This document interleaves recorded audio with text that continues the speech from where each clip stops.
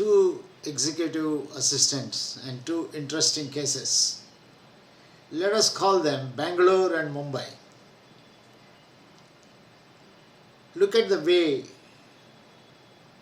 the executive assistant to the HR head of Bangalore perceived his role and described the role. Contrast this with the way the Bombay executive assistant perceived his role and described his role. Well, you can ask one question. Weren't they treated differently by the respective heads of marketing? My probe and their interview indicated that that is not the case. In fact, if any, there are more similarities between the way both these heads of marketing treated them than differences. Both have asked him to book hotel accommodation for suppliers and customers who come to see them.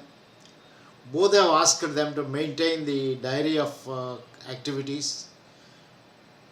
Both have asked them to book the accommodation and book the transportation, settle the accounts. Both have asked the executive assistants to make sure that the meeting rooms are set, meetings are recorded, minutes are circulated, coffee and tea are served, computers are put on order, overhead projectors work. This is all what we call as administrative chores. Somebody or the other has to do it. Normally, when you reach the level of a general manager or a marketing vice president, etc., you have a lot of managers to do it. You will assign it to somebody or the other. Now, if you do not have secretary, nowadays I think quite unlike the olden days, there are very few senior managers who have stenographers, secretaries and so on. If you either have a secretary or an executive assistant.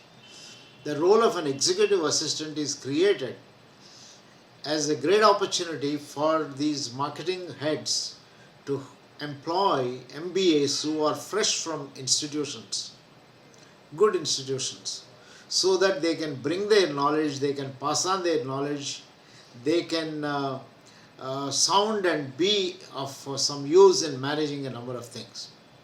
However, most of these managers don't really know how to make use of an MBA. We grant them that. Some of them may feel a little inadequate if they themselves are not MBAs. Some of them may feel quite excited and have high expectations if they happen to be MBAs from the very institution from where they have recruited, and so on. Expectations vary. But I think the most interesting thing is the way these two candidates perceived their role.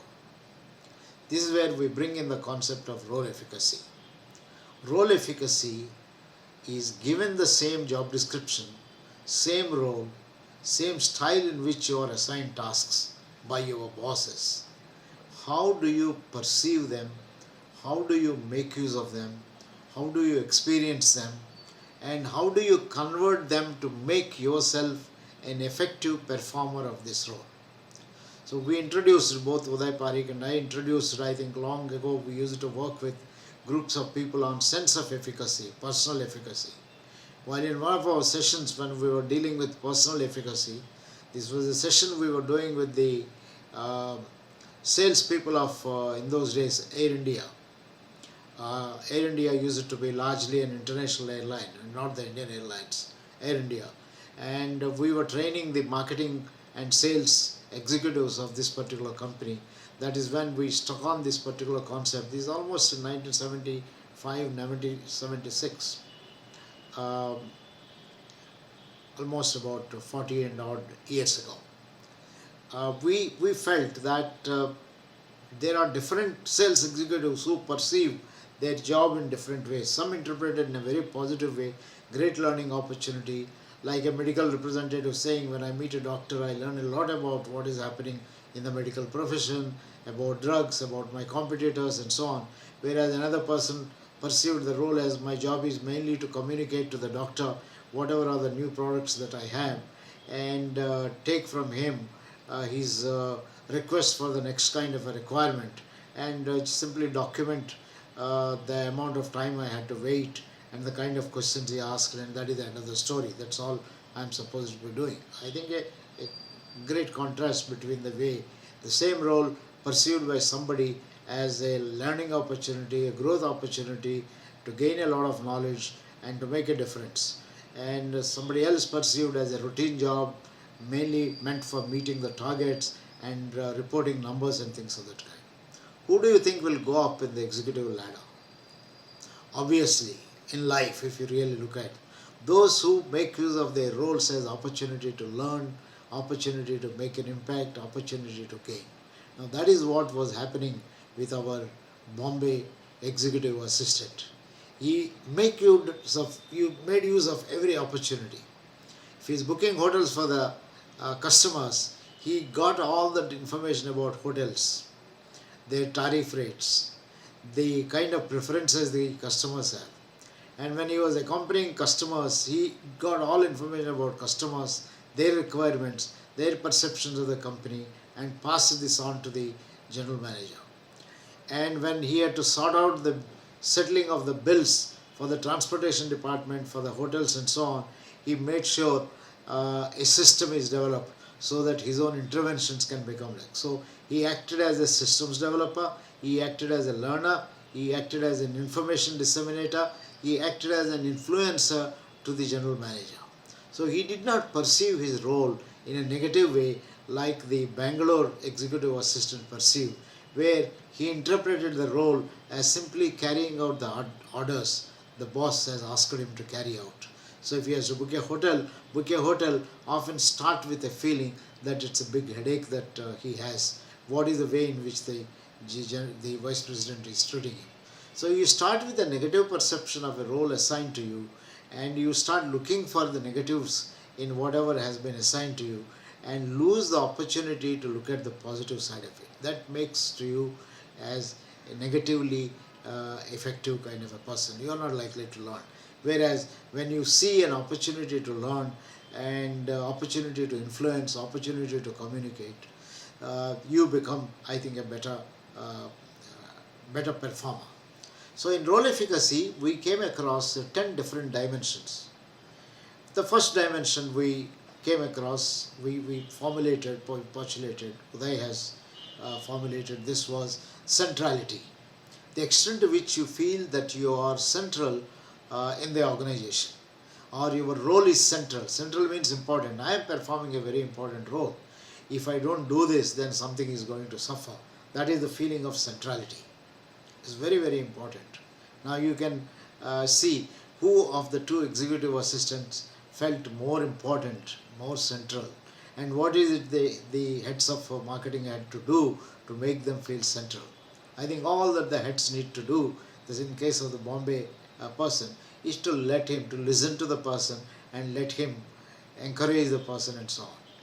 Okay, not merely say, have you booked your hotel, have you settled the bills, the task is over.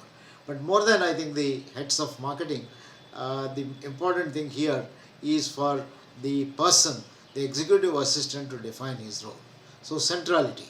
Every role, starting from that of a lift operator to a person who does a helping kind of a job in an office, to the top level executive of a company, head of any particular kind of a division, we have an opportunity to feel important. For example, once when I asked a lift person, how do you feel? Don't you feel tired and routinized, alienated all the time, sitting and simply going up and down? This lift operator told me, sir, this is a good opportunity for me to learn.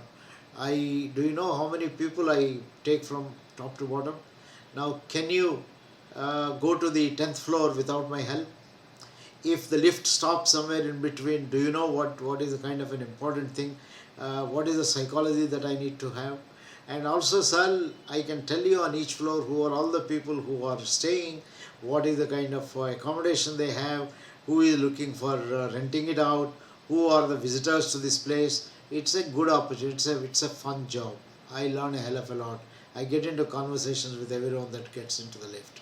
And so it's interesting. If the lift operator feels that he is a very, very a central person, and you and I feel how central is he when there is a power breakdown and lift stops somewhere in the middle. It is only such kind of circumstances you start feeling how important is the lift operator. Otherwise, I think every single employee in an organization can feel central by virtue of. Now you can ask the question that what should the organization do to make one feel central. This is something we'll deal with in the respective parts. The second dimension we formulated is the integration. The person should feel that he or she is able to use some of the competencies he has to make his role effective. You can see, for example, the Bangalore person says, I am not able to use all the competencies. And please tell your professor to teach something real. And you teach us all great things, but nothing gets applied here. Whereas in the second case, the person started creating an opportunity for him to apply his talent.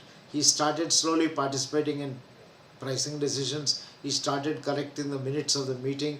He started, in fact, sharing a lot of information and influencing the thinking of the boss and so on. So I think it's a very important thing. Whether you integrate, no organization can allow you or let you use all your capabilities. It is left for you to look at opportunities where you can use some of the most prominent competencies you have and make sure that you are at least happy at the end of the day. The third competency that we have, third dimension we have identified in role efficacy is inter-role linkage. You should perceive your role as linked to the other kind of roles. For example, I think in the case of course, this is not very evident in both these cases, but in the case of at least in the second case of the Bombay-based executive assistant, his role is linked with the accounts department. He worked with them and created systems. His role is linked with external agencies like the hotels. He collected information, he chats with them and passes on client preferences, client evaluations and so on. And his role, of course, is related to a whole lot of other things. It is important for you to feel that I am not performing a role in isolation, but whatever I am doing is linked to the other kind of roles and so on. The fourth dimension we identified in role efficacy is if you feel your role is helping you to grow and develop.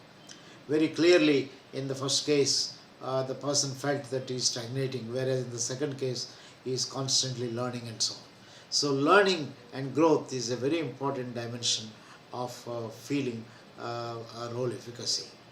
The fifth dimension of role efficacy is whether your job offers you an opportunity to influence the thinking of somebody or the other, which may include your boss, maybe your juniors, maybe other people who come to see you and so on.